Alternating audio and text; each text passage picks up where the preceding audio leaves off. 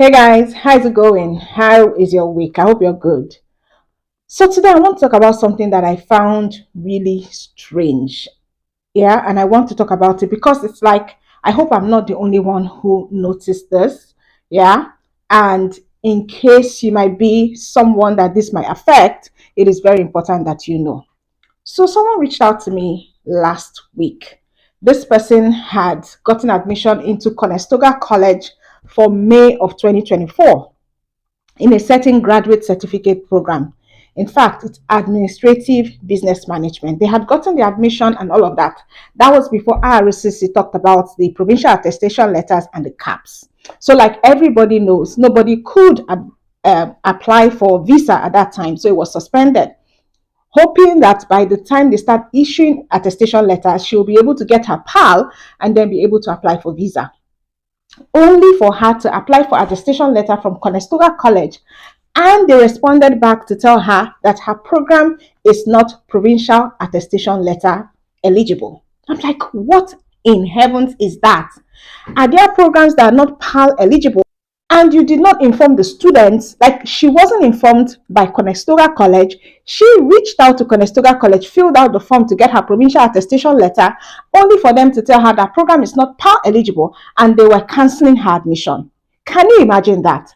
I think that that is wrong. I was livid when I heard about this. Like, I asked her over and over, are you sure they didn't contact you? She said they didn't. And I told her to respond to them. And they responded back to say, oh, with all the provincial attestation letter, the government had done that, the government had done this. And so they were sort of like tidying their house up. And her program was one of those that was not going to be PAL eligible.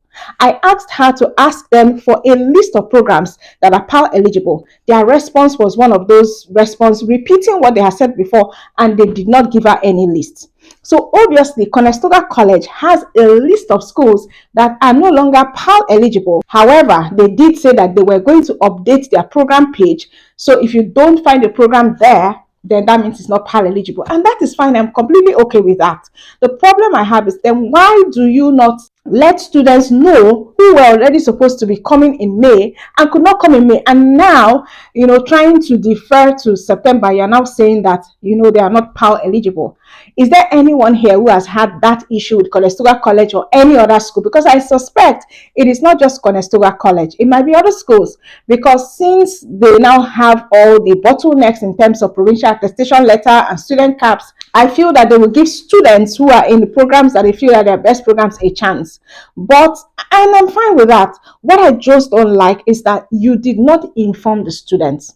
Now, I was still pondering over that before I now saw a news article about Fleming College shutting down 29 programs. My goodness. And all of this is in Ontario. I don't know which other school. Guys, if you have experienced this with any other school, please leave it in the comments.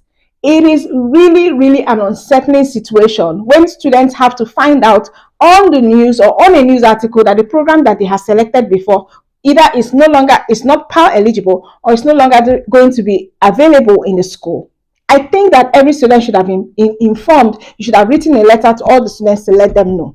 Now, when it comes to Fleming College, they are shutting down 29 programs. And I'm going to leave the list in the description below, and I'll probably leave them up here. So if you have either applied to Fleming College for any of these programs and they haven't given you admission, it is time for you to go and ask them to either change your program or get your admission money back for you to apply to another school, another program. I mean, I get it. We're all stunned by the announcement by the immigration minister in terms of CAPs and PALs and all of that, but it's not the fault of the students. And I feel that these colleges should not make the students be scapegoats just because of what is happening. If this is happening to anybody, let us know in the comments below. And I think that this is happening, to a lot of those schools who were in the public-private partnership, so private colleges that were in partnership with public colleges, which are some of the most hit schools in this whole student cap and PAL buhaha. So, I mean, without that connection with the public colleges, again, they don't have anything to offer students. And I feel that the schools are probably shutting down on those programs. Guys, please, before you pick a school or pick a program, don't forget to do your research. I am begging you. You don't want to pick a program, and when it is time for you to get your provincial attestation letter, the school starts telling you story. After you have paid, you have waited, you're ready for visa admission, and they start telling you this. It is unfair. It is wrong.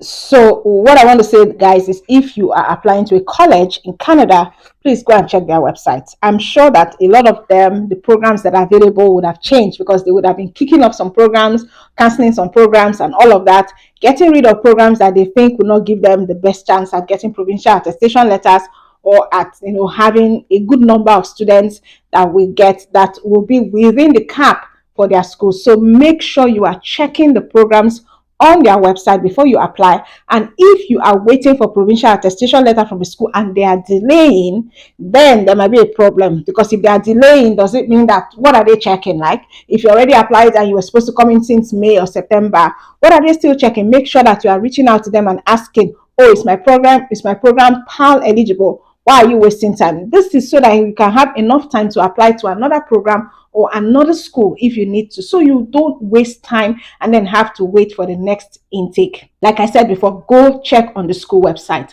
And if you want to speak to me regarding a special or one-on-one, regarding your own issue, don't forget that the link to connect with me or to book a consultation will be in the description below. And if you are thinking of applying to Canada but you haven't started, or you're looking for a step-by-step guide, I also leave the link to my step-by-step program in the description below. Guys, I want everybody to stay calm. I know things are a bit all over the place because of all of these new policies, but like I always say, if they give you lemons, you make lemonade. Always see things in the best light. Sometimes God works when there's chaos, right? When there's chaos and we're running around, that's when we know that it's not about us, it's about God.